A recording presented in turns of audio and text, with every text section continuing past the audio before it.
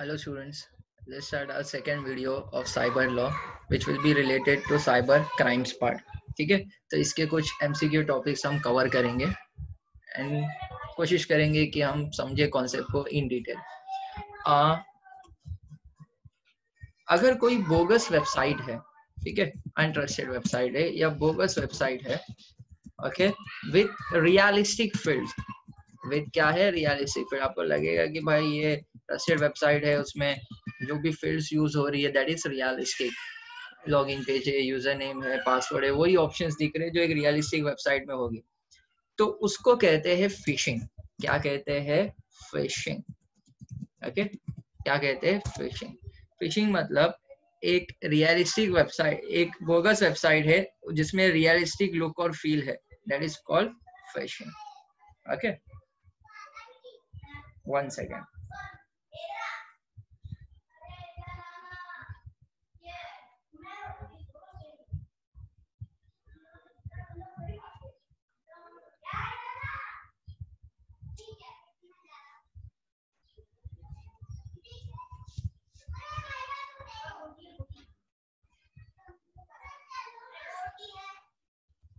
Next one. So the next one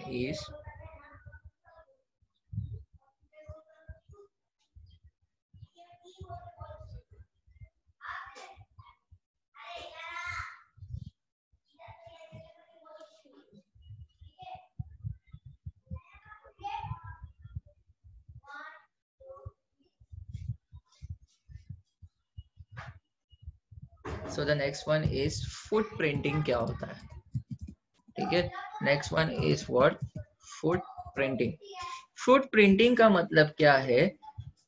जो भी आपका टारगेट है, जो भी सिस्टम पे हैकर को अटैक करना है, तो वो उसकी इंफॉर्मेशन को ग्रैब करता है, that is called accumulation. Accumulate मतलब जमा करना, accumulation, accumulation of data by gathering मतलब कलेक्ट करना information on a target. Hacker क्या करता है? जो भी कंप्यूटर है जिस पे अटैक करना है उसकी बेसिक डिटेल्स फाइंड करता है कि जैसे वो उधर सर्विसेज कौन से पोर्ट पे रन हो रही है, या वो कौन से आईपी वर्जन्स में है, और कौन सा ऑपरेटिंग सिस्टम यूज हो रहा है। ईच एंड एवरी डिटेल क्या होती है? ग्राफ होती है, दैट इज कॉल्ड फुटप्रिंटिंग। ठीक है, कौन सा आर्टिकल है जो गारंटी करता है राइट टू प्राइवेसी?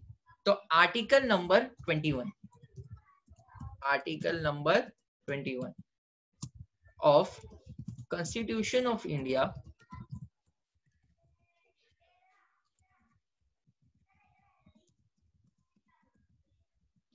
guarantees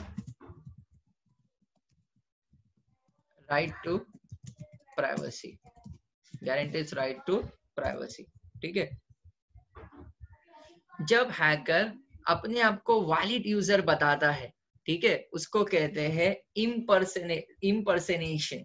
ठीक है, व्हेन हैकर प्रिटेंड्स मतलब अपने आप को शो करता है कि वो एक वैलिड यूजर है या एक ट्रस्टेड एंटिटी है, ठीक है, ऑन द सिस्टम, उसको बोलते हैं इम्पर्सनेट करना, इट्स कॉल्ड इम्पर्सनेशन। ओके, अपने आप को वैलिड यूजर या ट्रस्टेड एंटिटी बताना। ठीक है, व्हाइट हैट हैकर कौन होते हैं? White hat hacker security professional होते हैं, सिक्योरिटी प्रोफेशनल, ठीक है, जो सिक्योरिटी के काम करते हैं। Okay, that is white hat hacker, they are security professional. Social engineering attack से बचना कैसे है? सोशल इंजीनियरिंग अटैक मतलब क्या है? जिसमें बेवकूफ बनाया जाता है, जिसमें क्या किया जाता है गाइस? बेवकूफ बनाया जाता है। जैसे आपको बोला रहता है very important email, click open for open click on this for opening the email, बराबर, या तो इतना पैसा आ गया, ये वो लेंस कार्ड का तो पता ही है आपको। अच्छा, तो वो एग्जांपल नहीं देना है, ठीक है, लेकिन सोशल इंजीनियरिंग अटैक का मतलब समझ में आया आपको? ऐसा अटैक जिसमें सामने वाले को फूल किया जाता है। ऐसे अटैक से बचने के लिए आपको कोई फायरवॉल या कोई हेल्प डेस्क की जरूरत नहीं है, आपके एम्प्लॉइज को इसके बारे में ट्रेनिंग दो, और एजुकेट करो आजकल के अटैक से रिलेटेड। तो employees training and education is important to prevent social engineering attacks. ठीक है, सोशल इंजीनियरिंग अटैक से बचने के लिए क्या करना है, हमको ये काम करना है। क्या करना है, एम्प्लॉय को ट्रेन करना है और एजुकेट करना है। ठीक है, डंपस्टर डाइविंग क्या होता है, जिसमें हम लोग ट्रैश या रिसाइकल बिन से कोई ना कोई सिक्योर डेटा, पासवर्ड या कुछ निकालने की कोशिश करते हैं। ठीक है, तो डंपस्टर डाइविंग को human based social engineering attack कहा जाता है। कौन सा बेस है, human based social engineering attack. ठीक है, डंपस्टर डाइविंग का में आता है human based social engineering attack. Next thing, ठीक है, बोगस वेबसाइट को क्या कहते हैं, फिशिंग। अगर कोई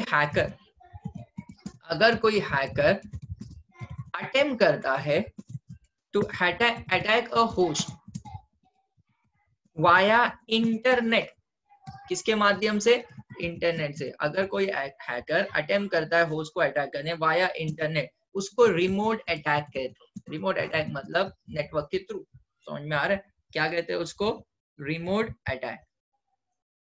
ठीक है,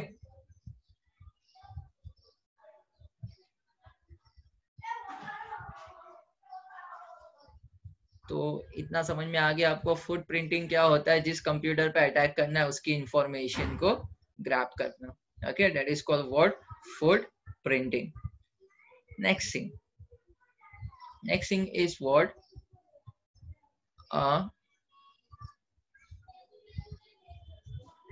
द, अभी थोड़ा जुरिसडिक्शन से रिलेटेड है। The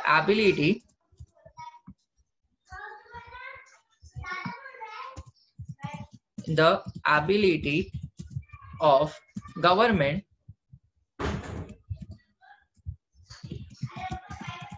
to exert control over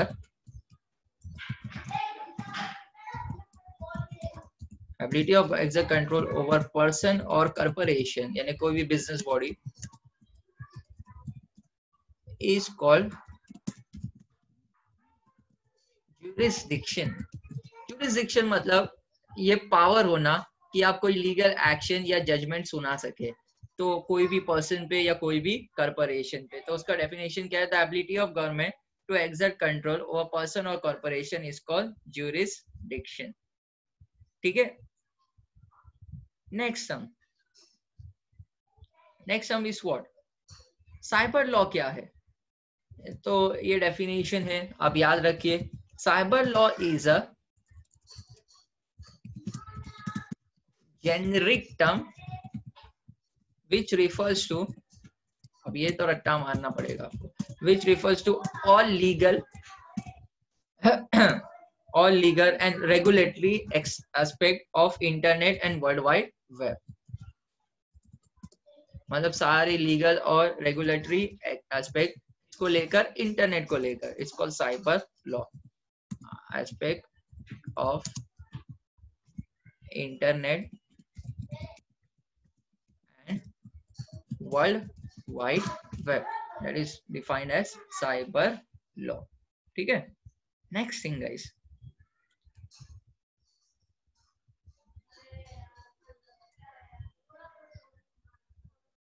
फिर क्या बोलेंगे कि एलिमेंट ऑफ, अच्छा ठीक है, next question will be EDI का फुल फॉर्म क्या है। ईडीआई का फुल फॉर्म है electronic data interchange. Electronic data interchange. EDI use होता है B2B ई कॉमर्स में। ठीक है, ईडीआई क्या कहाँ यूज होता है, B2B ई कॉमर्स में, मतलब बिजनेस टू बिजनेस, मतलब दो बिजनेस बॉडी ही एक दूसरे से बिजनेस कर रहे हैं। जैसे एग्जांपल के तौर पे, अगर कोई रिटेलर कोई भी प्रोडक्ट डीलर से लेके आता है, तो उनके बीच जो होता है वो business to business e commerce होता है। तो EDI stands for electronic data interchange and it is very much essential for business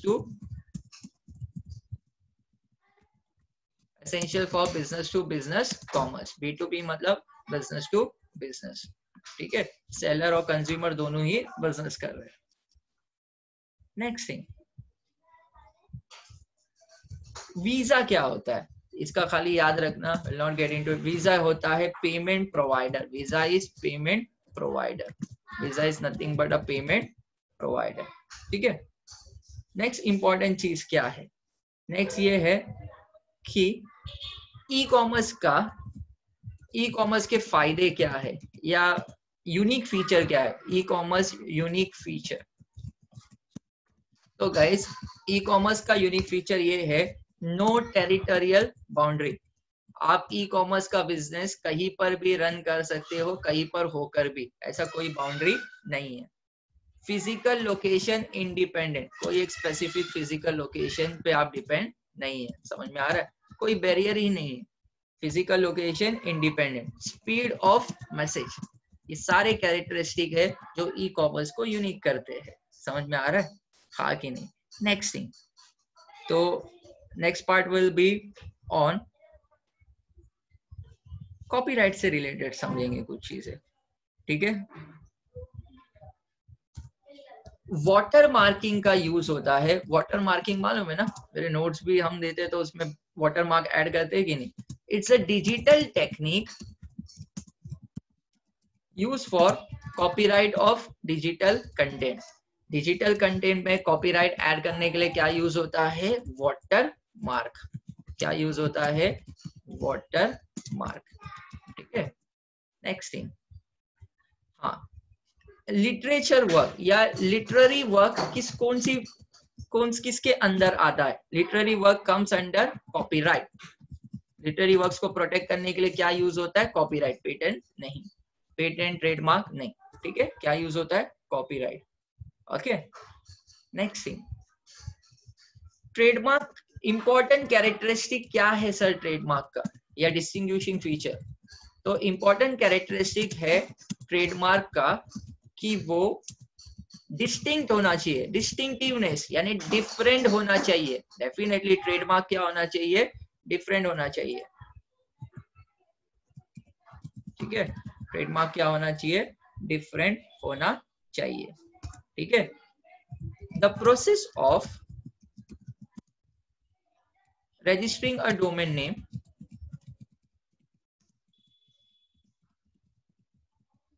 that is a trademark of another company, उसको कहते हैं cyber स्कॉटिंग, mark of another company is called cyber स्कॉटिंग। Cyber स्कॉटिंग का मतलब क्या है, सबसे पहला देखो, हर वेबसाइट का अपना डोमेन नेम होता है, जैसे गूगल का अपना डोमेन है, गूगल, फेसबुक, है ना। कोई ऑलरेडी वेबसाइट है, जैसे एप्पल की है, आईफोन की कोई वेबसाइट है, एप्पल की एक ऑफिशियल अगर वेबसाइट है, अब वो ही डोमेन नेम यूज करके खुद की वेबसाइट को रजिस्टर्ड करने जाते, ठीक है, तो दैट इज कॉल्ड साइबर स्कॉटिंग, ठीक है। साइबर स्कॉटिंग से रिलेटेड इशू, साइबर स्कॉटिंग से रिलेटेड इशू कौन हैंडल करता है, साइबर स्कॉटिंग से रिलेटेड इश्यूज हैंडल करता है वीपो, क्या नाम है उस बॉडी का, वीपो, ठीक है। नेक्स्ट थिंग, डोमेन नेम से रिलेटेड या क्या बोल, डोमेन नेम से रिलेटेड इश्यूज कौन एड्रेस करता है, आईकैन, क्या नाम है उस बॉडी का, आईकैन, ठीक है। आईकैन हैंडल करता है domain related issue. Spider स्कॉटिंग related issues कौन हैंडल करता है, वीपो, ठीक है। तो इतना समझ में आ गया। नेक्स्ट थिंग, एक बेसिक चीज है, कुछ फुल फॉर्म है जो आपको पता होने चाहिए, यूआरएल, यूनिफॉर्म वेबसाइट के एड्रेस को यूआरएल कहते हैं, यूनिफॉर्म रिसोर्स लोकेटर, ठीक है, uniform resource locator, that is the full form of URL, getting. तो ये सारे इंपॉर्टेंट क्वेश्चंस है दैट कैन आस्क, जो मैंने शॉर्टलिस्ट किया है, ठीक है। तो आप लोग इस पे वर्क करिएगा। कॉपीराइट सिर्फ लिटरेचर वर्क के लिए ही नहीं, म्यूजिक हो गया, फिर क्या हो गया, बहुत सारे आर्ट फॉर्म्स उसमें कवर होते हैं, दैट कम्स अंडर कॉपीराइट, ठीक है। कॉपीराइट एक्ट कब एनैक्ट हुआ था गाइस, तो कॉपीराइट एक्ट एनैक्ट हुआ था कब, 1957 में, ओके, ठीक है। तो ये वीडियो के लिए इतना ही, आगे का नेक्स्ट वीडियो में आप लोग को मैं कवर करूंगा, ठीक है। Thank you.